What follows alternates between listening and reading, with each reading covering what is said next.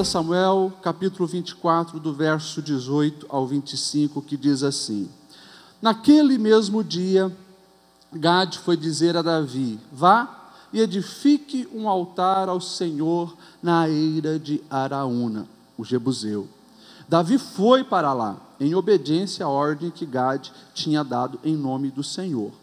Quando Araúna viu o rei e os seus soldados vindo ao encontro dele, saiu e prostrou-se perante o rei, rosto em terra, e disse: por que o meu senhor e rei vem ao seu servo? Respondeu Davi: para comprar a sua eira e edificar nela um altar ao Senhor, para que cesse a praga no meio do povo. Araúna disse a Davi: o meu senhor e rei pode ficar com o que desejar e oferecê-lo em sacrifício. Aqui estão os bois para o holocausto, o debulhador e o jugo dos bois para a lenha. Ó rei, eu dou tudo isso a ti. E acrescentou: e que o Senhor, o teu Deus, aceite a tua oferta. Mas o rei respondeu a Araúna: não, faço questão de pagar o preço justo. Não oferecerei ao Senhor, o meu Deus, holocausto que não me custe nada. E comprou a eira, os bois, por 50 peças de prata. Davi edificou ali um altar ao Senhor e ofereceu holocaustos e sacrifícios de comunhão. Então o Senhor aceitou as súplicas em favor da terra e terminou a praga que destruía Israel. Vamos ler novamente o versículo 24. Mas o rei respondeu a Araúna: não, eu faço questão de pagar o preço justo. Não oferecerei ao Senhor, o meu Deus, holocausto que não me custe nada. E comprou a eira e os bois por 50 peças de prata. Repita assim comigo: não existe sacrifício sem custos. Amém. Pode sentar, meu irmão.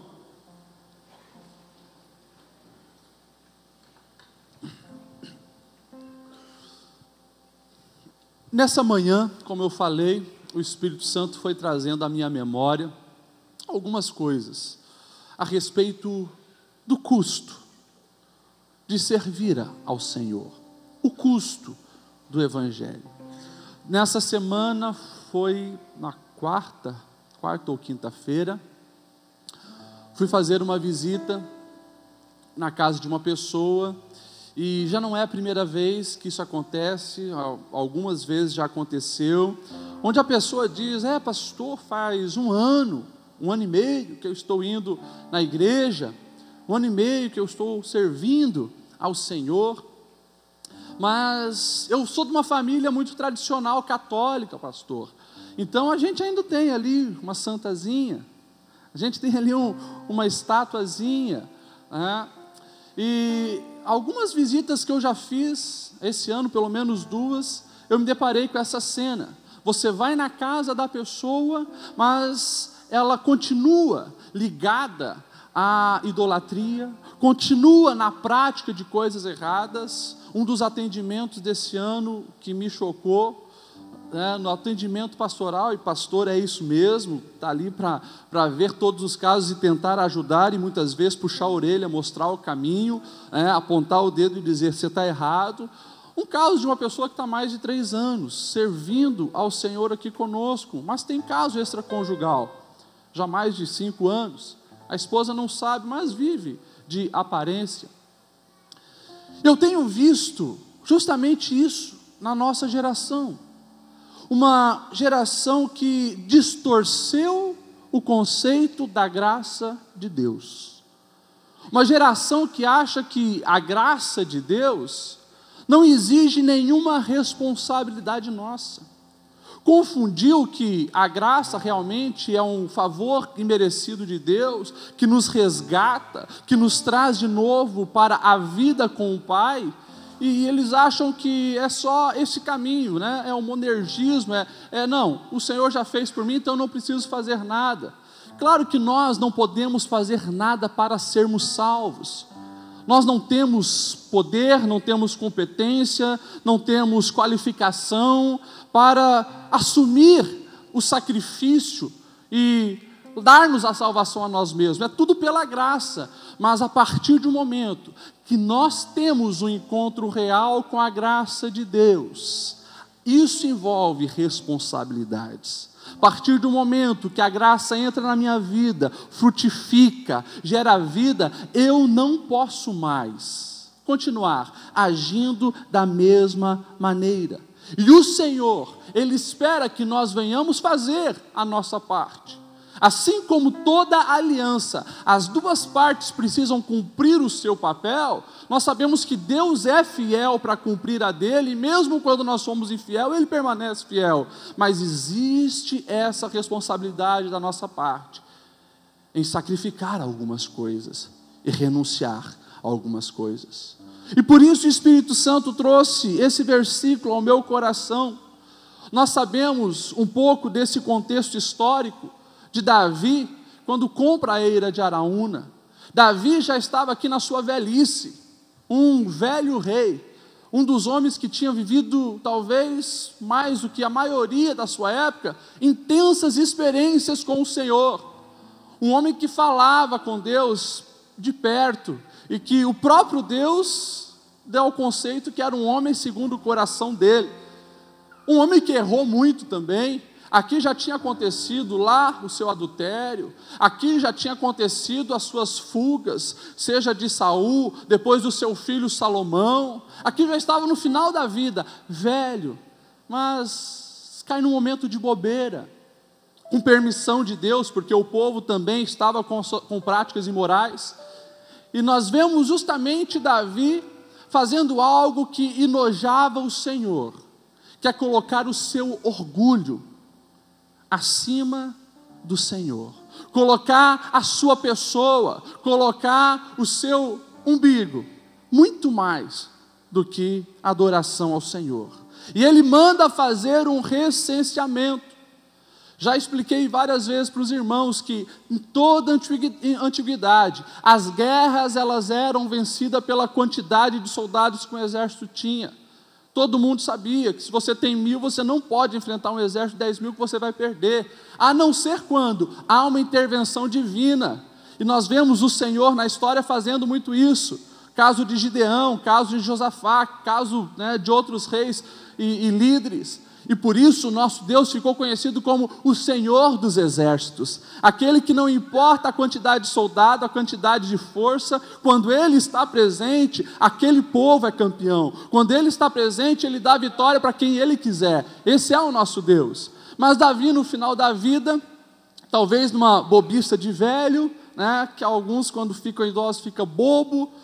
Infelizmente essa verdade, nós temos visto aí anciões cometerem besteira nos nossos dias, temos visto pessoas de cabelos brancos, onde realmente merece honra, merece respeito, mas eu tenho visto, cada vez mais, pessoas quando chegam na terceira idade, perde a graça, perde o respeito, perde a maneira delicada, amorosa de tratar a esposa, tem idosos cometendo crimes, tem idosos praticando pedofilia, tem idosos fazendo coisas erradas, bobiças e pecados que lá na velhice, quando não deveria existir por causa da experiência de vida, infelizmente alguns caem nesse erro.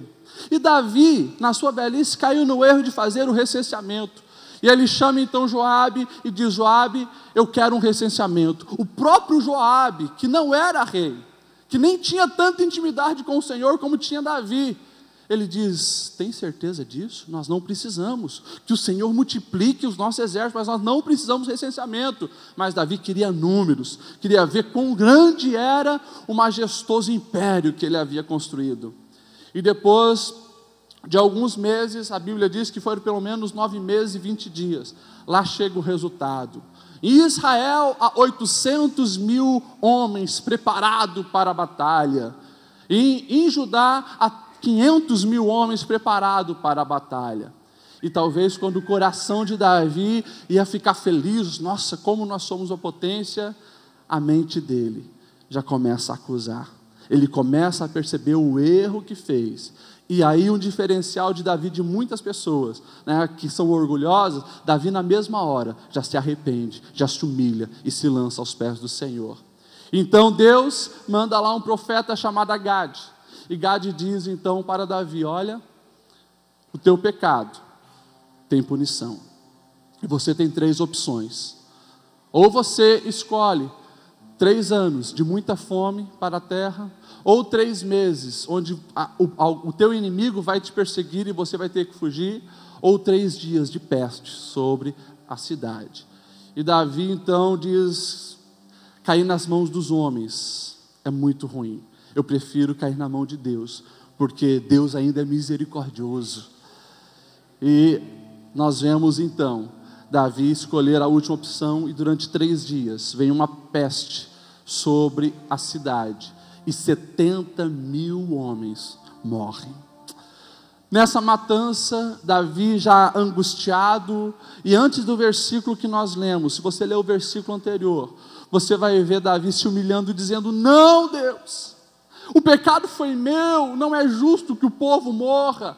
Então o anjo para aquela matança, e Davi vê o anjo parar justamente em cima da eira de Araúna, da terra de Araúna. Araúna era um jebuseu, nem sei porque esse homem estava ali, né? Jebuseu era um daqueles povos que quando Josué entrou na terra prometida devia ser extinto, mas lá estava ainda alguns. E lá estava Araúna, que parece que já conhecia o Deus de Israel, parece que já servia o Deus de Israel. E quando Davi chega então lá na eira de Araúna, para ali levantar um altar ao Senhor, Araúna, quando vê o rei, ele já se lança aos pés do rei e diz: meu senhor, mas que privilégio ter você aqui, o que veio fazer? E Davi diz: eu vim aqui comprar a sua terra, porque eu preciso oferecer algo ao meu Deus, e aqui vou levantar um altar. Aquela era uma terra especial, a terra onde estava as casas, né? Não sei, talvez a lavoura de Araúna, era justamente a terra onde Deus tinha abençoado Abraão com a provisão daquele novilho, bem no momento que ele ia matar o seu filho. Era uma terra especial, e Deus já tinha planejado que lá fosse construído o templo. E então Davi justamente chega lá para comprar aquela terra, mas o diálogo deles que é interessante. Araúna, para agradar o rei, diz: não vai pagar nada, está tudo aqui, pode pegar os bois, pode pegar, né, o jugo, quebra ele, faz a fogueira, não precisa gastar, rei, está tudo aqui. E Davi então dá essa bela resposta: eu não vou oferecer ao meu Senhor algo que não me custe nada. Irmãos, isso aqui é muito forte, porque quando nós olhamos essa fala de Davi, fica muito claro que todo sacrifício exige um custo. Todo sacrifício exige um custo. E Davi, entendendo isso, não ia oferecer ao seu Deus, depois de tudo que tinha acontecido ali, algo que não tivesse um custo. E ele faz questão de pagar, e pagar bem, por aquela terra. O termo que nós vemos ali, né, ele diz: não irei oferecer holocausto ao meu Deus que não me custe nada. Se você olhar lá atrás, o holocausto no Velho Testamento era justamente para a expiação do pecado. Holocausto, né? Holo quer dizer inteiro, e causto, queimar, era onde aquele novilho, ele era queimado por inteiro, não apenas a parte externa, mas a parte interna, tudo era queimado para a expiação dos pecados. E nós vemos justamente aqui Davi querendo oferecer um holocausto. Na antiguidade, tinha que a família renunciar um cordeiro, e era algo especial que ele estava ali o tempo todo criando, engordando para oferecer ao Senhor. Nós vemos que o nosso próprio Jesus, para pagar a nossa dívida na cruz, ele se oferece em sacrifício, ele se dá para pagar a nossa dívida. Um custo que custou gotas de sangue, o sangue do nosso Senhor. E quando nós olhamos para a palavra de Deus, nós vamos ver isso muito claro. Efésios 5:1 nós vamos ver Paulo dizendo assim: sede, pois, imitadores de Deus, como filhos amados, andai em amor, como também Cristo nos amou, e se entregou a si mesmo por nós, como oferta e sacrifício a Deus em aroma suave. Olha o custo que foi a nossa salvação, para pagar a nossa dívida, que desde Adão e Eva estava ali assolando a humanidade. Nós estávamos lá na lista negra, nós estávamos lá com o nome em vermelho, sem crédito nenhum, com uma dívida que nós não podíamos pagar, mas o Senhor, Ele se dá para pagar essa dívida. O autor de Hebreus, ele vai dizer assim no capítulo 9, verso 26, agora, porém, ao se cumprirem os tempos, se manifestou uma vez por todas para aniquilar, pelo sacrifício de si mesmo, o pecado. E no capítulo seguinte, capítulo 10, verso 12, nós vemos o autor de Hebreus dizer: Jesus, porém, tendo oferecido para sempre um único sacrifício pelos pecados, assentou-se à destra de Deus. É lindo quando nós vemos isso. Havia um custo e precisou ocorrer um sacrifício. Pastor, e nós? Nós teremos que nos sacrificar também? O escritor Paulo, o apóstolo Paulo, quando escreveu Romanos, ele vai falar algo que nós já ouvimos algumas vezes lá no capítulo 12, verso 1, ele diz: rogo-vos, pois, irmãos, pelas misericórdias de Deus, que apresentei o vosso corpo em sacrifício vivo, santo e agradável a Deus, que é o vosso culto racional, e não vos conformeis com esse século, mas transformai-vos pela renovação da vossa mente, para que experimenteis qual seja a boa, agradável e perfeita vontade de Deus. Você não tem como pagar os seus pecados, você não tem e nem deve ser, um sacrifício como foi o nosso Senhor. Aqui o texto de Hebreus que nós lemos diz: uma única vez esse sacrifício precisou ser oferecido e já pagou a dívida de toda a humanidade. Mas Paulo, ele vai lembrar de um compromisso que todos nós precisamos ter, de todos os dias fazermos renúncia, sacrificar o nosso eu, sacrificar o nosso ego, sacrificar o nosso orgulho, sacrificar o velho homem, para vivermos o quê? A boa, a perfeita, a agradável vontade de Deus em nossas vidas. Sabe, meus irmãos, a nossa geração, ela corre o risco de não ter calculado o preço de seguir Jesus. E por isso muitas vezes se vive esse oba-oba. Por isso muitas vezes a pessoa está aqui e daí sente vontade de ir para a balada pegar umas menininhas, pegar uns menininhos. E não tem dúvida em sair daqui, não tem remorso e ir para a balada, como se nada tivesse acontecido. Não consegue renunciar porque não entende que é preciso sacrificar alguma coisa para servir ao Senhor. Não calculou os custos. Por isso que Jesus, sabe, meus irmãos, eu sempre digo isso, Jesus, ele não deu o golpe do baú em ninguém. A vida que ele nos prometeu é vida em abundância? É. Mas não é uma vida sem dificuldade, não é uma vida sem renúncia, não é uma vida que você não tem que fazer sacrifício. Se você dá uma olhada no discurso de Jesus, principalmente lá em Lucas 14, do verso 25 em diante, eu faço questão, se você puder, abre a sua Bíblia aí, em Lucas 14, do verso 25 em diante, você vai ver quão fortes são as palavras de Jesus, e o nível de renúncia e sacrifício que nós precisamos fazer para tê-lo. Ele diz assim, Lucas 14, do 25 em diante: uma grande multidão ia acompanhando Jesus. Este, voltando-se para ela, disse, olha só o que Jesus disse para quem? Uma grande multidão que seguia Jesus. Verso 26, se alguém vem a mim e ama o seu pai, sua mãe, sua mulher, seus filhos, seus irmãos e irmãs, e até a sua própria vida, mais do que a mim, não pode ser meu discípulo. Aquele que não carrega a sua cruz, não me segue, não pode ser meu discípulo. Qual de vocês, Se quiser construir uma torre, primeiro não se assenta e calcula o preço, para ver se tem dinheiro suficiente para completá-la. Pois se lançar o alicerce e não for capaz de terminá-la, todos os que virem rirão dele, dizendo: este homem começou a construir e não foi capaz de terminar. Ou qual é o rei que, pretendendo sair à guerra contra outro rei, primeiro não se assenta e pensa se com 10.000 homens é capaz de enfrentar aquele exército que vem contra ele com 20.000? Se não for capaz, enviará uma delegação enquanto o outro ainda está longe e pedirá um acordo de paz. Da mesma forma, qualquer de vocês que não renunciar a tudo o que possui, não pode ser meu discípulo. Jesus te enganou? Não. Não. Está aqui a cláusula do contrato. Está aqui: se você quer ser meu discípulo, é tudo o que tem que entregar, é tudo o que tem que sacrificar, é uma vivência total ao Senhor.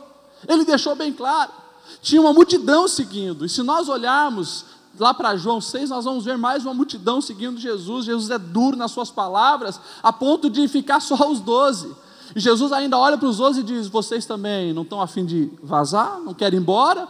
E daí Pedro vai dizer: Senhor, para onde iremos nós? Só Tu tens a palavra de vida eterna. Irmãos, nós precisamos começar a calcular justamente o custo de servir a Jesus, porque exige renúncia, exige sacrifício. Quando nós entendemos isso, entregamos tudo, colocamos o Senhor como o primeiro lugar de todas as coisas da nossa vida, nós aí sim estaremos na vontade do Senhor, desfrutando daquilo que é bom, perfeito e agradável, e fazendo a diferença na nossa sociedade, vivendo uma vida controlada pelo Espírito Santo. Para viver isso, é preciso sim renunciar, sacrificar o pecado, sacrificar o orgulho, sacrificar a avareza, sacrificar tudo aquilo que nos afasta de Deus. Meus irmãos, olha os exemplos que Jesus deu aqui em Lucas 14. Ele pega a ilustração de um construtor e diz: olha, por acaso aquele que vai construir uma torre, ele antes não senta e começa a calcular o gasto? Com o engenheiro vai ser tanto, com o material vai ser tanto, com pedreiros vai ser tanto, com os auxiliares de pedreiro vai ser tanto, com os impostos vai ser tanto. Por quê? Porque depois que ele começa, ele não vai deixar aquele negócio meio acabado, as pessoas vão passar lá e o texto diz, vão até rir dele. Não conseguiu acabar, não teve dinheiro para acabar. Infelizmente, meus irmãos, tem pessoas que têm sido chacotadas pelo diabo. Tem pessoas que dizem: eu quero servir ao Senhor, mas como não calculou o que isso exige, que é a renúncia total, vive um cristianismo meia boca, vive um cristianismo falso, que não dá testemunho, não dá exemplo, e a pessoa é ridicularizada, o evangelho muitas vezes é ridicularizado, porque cristãos meia boca, falsos discípulos, que não analisaram o custo que é servir a Jesus. É custo total, é entrega total. Olha só a continuidade do versículo que Jesus vai dizer: se alguém vem a mim e ama o seu pai, a sua mãe, sua mulher, seus filhos, seus irmãos e irmãs, ou a sua própria vida mais do que a mim, não é digno de mim. Irmãos, olha o nível de aliança que o Senhor traz à comparação. Isso é muito forte. Não está falando, aquele amiguinho da internet lá, se você não gostar de mim mais do que ele, não fazer a minha vontade mais que a dele. Não é isso. Está falando de pai, está falando de mãe, está falando de filho. O que você faria pelo seu filho? Quem é pai aqui? Eu sou pai. Quantas renúncias eu já fiz por causa dos meus filhos? Muitas. Quantas renúncias os meus pais fizeram por causa de mim e dos meus irmãos? Renúncia lá no campo missionário, quantas vezes eu me lembro, né? De renúncia de mamãe comprar roupa nova, comprar sapato novo para ela, para quê? Para dar para os filhos. Eu olho as minhas fotos, né? As nossas fotos, quando a gente pega para ver, e meu pai gostava muito de foto, está lá A gente sempre bonitinho, alinhadinho, mas eu vejo que de um ano para o outro, talvez o sapato da mamãe era o mesmo de uma foto para outra. Às vezes o vestido que ela estava aqui, era uma foto já eu estava maior, era o mesmo. O que é isso? Sacrifício para o bem dos filhos. Jesus está dizendo, olha, se vocês não me amarem mais do que vocês amam os seus filhos, vocês não são dignos de mim. Pastor, o que isso quer dizer? Quer dizer que eu preciso sim sacrificar algumas coisas pelo Evangelho, pela proclamação do reino de Deus. Mas essa é a geração do mimimi, como diz aí, né? Qualquer coisa fica bicudo, pessoa casca fina, pessoa que não renuncia a uma cama para servir ao Senhor, para vir numa escola dominical, aprender mais, crescer mais, pessoa que não renuncia um almoço para poder jejuar um pouco, para ter intimidade com o Senhor, pessoa que vem uma vez na igreja, acha que já é demais, já sacrificou 1 hora por semana ao Senhor. E nós vemos aqui, no final de tudo isso, se a aliança com o pai e a mãe não é tão forte, Jesus pegou justamente no calcanhar do ser humano, que é o egoísmo, que é ele mesmo. E Jesus diz, olha, e até a sua própria vida, se você amar ela mais do que a mim, não é digno de mim, porque o Senhor sabia que desde a queda o ser humano é hedonista, egoísta, orgulhoso, quer tudo para si, e nunca houve talvez uma geração tão egoísta e hedonista como essa. Tudo é para si, tudo é para o seu prazer, tudo é para o seu ego, tudo é para si.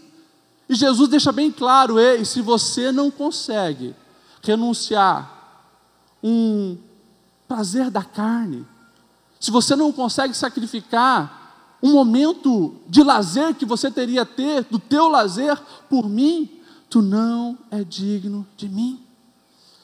Irmãos, eu estou apanhando junto aqui, mas é o recado de Deus para cada um de nós. Não tem como nós distorcermos essas verdades. Isso aqui é muito claro. Servir ao Senhor tem um custo. O quanto você está disposto a sacrificar por causa de Jesus? Você tem sacrificado muito por causa de você mesmo. Você tem sacrificado tantas coisas para alimentar o seu ego, para você ter um diploma, para você ter um bom salário, para você ter reconhecimento social. Tudo isso é muito bom, mas não esqueça que muito mais você precisa fazer por Jesus e pela causa do Evangelho. Eu olho para a palavra de Deus e eu vejo um exemplo muito forte disso em Paulo. O apóstolo Paulo, depois que ele se converte, ele multiplica a sua intensidade, né? Antes era pela religião, o judaísmo, e ele mesmo diz que entre os fariseus, ele era o fariseu dos fariseus, ele era aquele que era sangue no olho, né? Aquele que queria nos mínimos detalhes ser fiel à lei, mas quando ele tem um encontro com essa graça, ele se entrega totalmente, ele se dá totalmente. E lá em Filipenses ele vai dizer, olha, para mim, o viver é Cristo. Para mim, o viver é Cristo. O viver não é ganhar dinheiro, o viver não é fazer amizades, o viver não é apenas curtir a vida, o viver é Cristo. E ele estava disposto a sacrifícios. Nós vemos ele dando-se totalmente.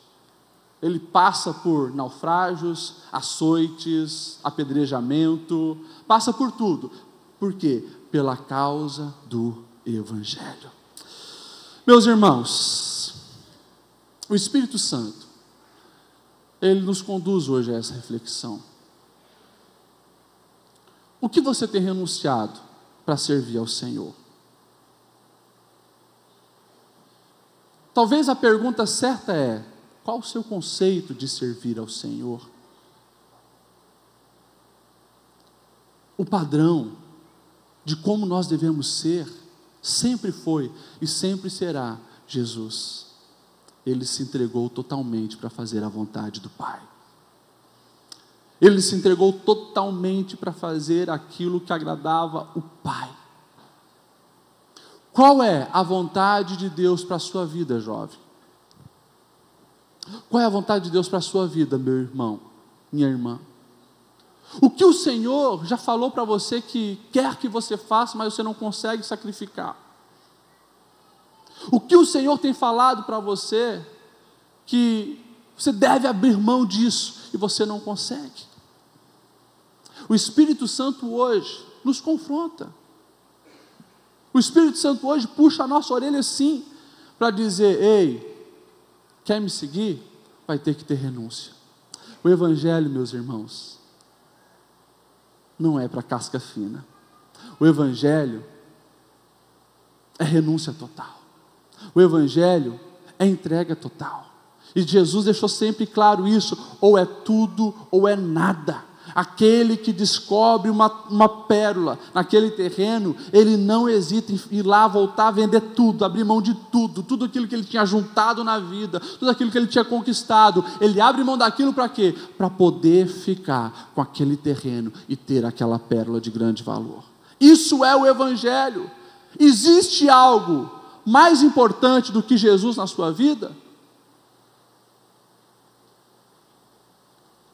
Tomara que a resposta seja não, mas se for não, você vai ter que provar isso na prática, com atitudes todos os dias. E aí, nós vamos ver milagres acontecendo.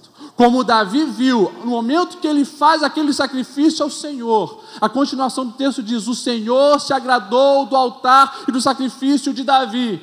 E o que aconteceu? A peste parou. Não aconteceu mais morte. O Senhor se agradou daquilo. E aquele depois foi o local justamente onde o templo foi erguido. E ali a adoração ao Senhor continuou. Irmãos, nós hoje, cristãos de 2015, nós estamos aqui hoje porque houve pessoas durante toda a história que entenderam isso aqui que eu estou falando. Entenderam que servir ao Senhor é entrega total, exige sacrifício. Se você pegar e fazer um levantamento da história da igreja, desde os apóstolos, você vai ver eles também abrindo mão da própria vida, abrindo mão do conforto, para que a mensagem do Evangelho fosse propagada.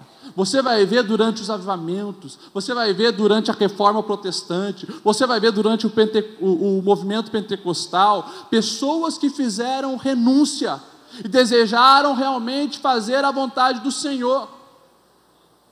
Ou você acha que Daniel Berg, Gunnar Wingre não tiveram que renunciar nada para vir para o Brasil?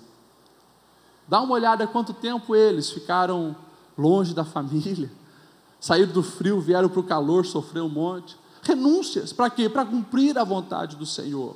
As gerações futuras, meus irmãos, depende muito do que nós vamos fazer com o Evangelho hoje. Se nós não estivermos dispostos a renunciar, você pode ter certeza que muitas pessoas lá na frente, que poderiam ser impactadas pelo poder do Evangelho, começa pela nossa própria casa. Aquilo que nós podemos fazer pela nossa casa não vai acontecer se nós não aprendermos hoje a renunciar. Os nossos filhos estão de olhos em cada um de nós, e se eles não ver que nós vivemos o Evangelho com intensidade, eles também não viverão. Irmãos, olha o que o escritor de Hebreus, no capítulo 10, versículo 35 e 39 diz: lembre-se dos primeiros dias, depois que vocês forem iluminados, quando suportaram muita luta, muito sofrimento. Algumas vezes vocês foram expostos a insultos, tribulações, em outras ocasiões fizeram-se solidário com os que assim foram tratados. Vocês se compadeceram do que estavam na prisão, aceitaram alegremente o confisco de seus próprios bens, pois sabiam que possuíam os bens superiores e permanentes. Por isso, não abram mão da confiança que vocês têm, ela será ricamente recompensada. Vocês precisam perseverar, de modo que quando tiverem feito a vontade de Deus, recebam o que Ele prometeu, pois em breve, muito em breve, aquele que vem virá, não demorará, mas o meu justo viverá pela fé. E se retrocederdes, não me agradarei dele, mas nós, porém, não somos dos que retrocedem e são destruídos, mas dos que creem e são salvos. Não podemos retroceder, meus irmãos. Aqui ele está falando de pessoas que, como eu citei, abriram mão da sua própria vida, em tempo onde o Evangelho era proibido, em locais onde não se podia falar de Jesus, e você pode pegar até hoje, tem pessoas que têm sacrificado, em países principalmente muçulmanos, entregue a sua própria vida para que aquilo impacte outras pessoas e eles tenham fome e sede de Jesus. Tem locais ainda no mundo hoje assim, mas ele está falando daqueles que morreram pelo Evangelho, renunciaram à sua própria vida, deixaram que entrasse nas suas casas e confiscasse os seus bens. O Império Romano fazia isso com os primeiros cristãos, permitia que o imperador permitia que o exército entrasse na casa dos cristãos e eles tinham o direito de saquear tudo aquilo ali. E ele está dizendo, eles permitiram isso, mas não renunciaram ao Evangelho, perseveraram, permaneceram em pé. Hoje no nosso Brasil nós temos total liberdade de servir ao Senhor. Por nós estarmos aqui reunidos dizendo que Jesus é Deus, o nosso Senhor, não vai entrar soldados com metralhadora aqui e colocar a arma na nossa cabeça e dizer ou nega a Cristo ou morre, porque temos essa liberdade. Mas o grande problema tem sido justamente isso. Nós temos renunciado o Evangelho, né? Não temos sacrificado coisas pelo Evangelho, nem pela vida, nem pelo confisco de bens, por coisas fúteis, principalmente pecado, principalmente as distrações do mundo. Esse pessoal aqui, eles entregaram a própria vida, sacrificaram a própria vida para viver o Evangelho. O que nós temos sacrificado? O que você tem sacrificado? Nós vivemos uma geração, infelizmente, que não tem sacrificado o seu egoísmo, o seu hedonismo, não tem sacrificado umas horas na televisão, umas horas no videogame, umas horas no WhatsApp, para estar com o Senhor, não tem sacrificado um valor mínimo para ajudar pessoas, investir no reino de Deus. Por isso, o Espírito Santo hoje nos diz, vamos repensar o nosso caminho, vamos repensar a nossa trajetória cristã, vamos repensar a nossa vida cristã. Servir ao Senhor tem um custo, que hoje, você sai daqui e começa a pensar na sua vida, e faça o que o Senhor disse, senta e começa a calcular, o que o Senhor exige que nós venhamos renunciar para viver no centro da vontade dEle. Quando nós fizermos esse cálculo e dizer assim, Senhor, eu estou disposto a pagar esse preço, eu estou disposto a viver em santidade, eu estou disposto a parar com essa prática pecaminosa, eu estou disposto a olhar com os teus olhos as pessoas necessitadas. Quando nós colocarmos isso no papel e falarmos, Senhor, estou aqui, abro mão de tudo isso por Ti, nós vamos certamente receber um avivamento nessa cidade. Nós vamos sair na rua e as pessoas vão correr para perto de nós porque há algo diferente. As pessoas vão encher este local a ponto de sair gente pelo latrão, como diz, né? As galerias lotadas, porque vai ter sim a diferença, a manifestação de Deus, o agir do Espírito Santo, mas tem que ter entrega total. Vamos se colocar em pé, meus irmãos. Eu sei que foi uma palavra dura, eu sei que é uma palavra de puxão de orelha, mas é o que o Espírito Santo tem falado. Eu podia chegar aqui, bater nas costas de vocês e dizer, o Senhor vai te prosperar, o Senhor vai abençoar, mas o Espírito Santo está dizendo, ei, vamos consertar os caminhos, vamos sentar, rever os custos, porque não tem sacrifício que agrada ao Senhor de vida, que não tenha custo. Nós precisamos aprender a renunciar a alguma coisa, para recebermos outra coisa. Nós queremos um galardão, e aqueles que estão firmados no Senhor terão, e eu posso garantir para você, por mais que aqui nós vamos remar contra a correnteza sim, ser cristão nos nossos dias não é fácil, é o tempo todo vencendo tentação, é o tempo todo dizendo não ao pecado, enquanto nós estamos passando por uma lavagem cerebral, porque é toda a propaganda que você assiste, todo o canal que você liga, é dizendo, consuma, faça, valorize o teu prazer. Hoje, gente, é isso. Eu estava vendo uma propaganda de um carro, onde ele estava incentivando, né, a questão da pornografia, a imoralidade, os desejos sexuais, e dizendo, faça, aproveite, mas isso só vai nos levar à perdição. Agora, como Pedro disse, para onde iremos nós, só tu tem a palavra de vida eterna? Fica com Jesus. Jesus, ele faz muitas vezes isso aqui, chega para a gente e diz, e vocês? vão querer viver o cristianismo certo, o verdadeiro, as boas novas do reino ou não? E a gente precisa fazer uma escolha. E quando nós escolhemos o Senhor, além de termos reservado um galardão no céu, além de termos certeza que, olha, 0,01% da glória que nós desfrutaremos lá, excede todos os prazeres somados aqui terrenos.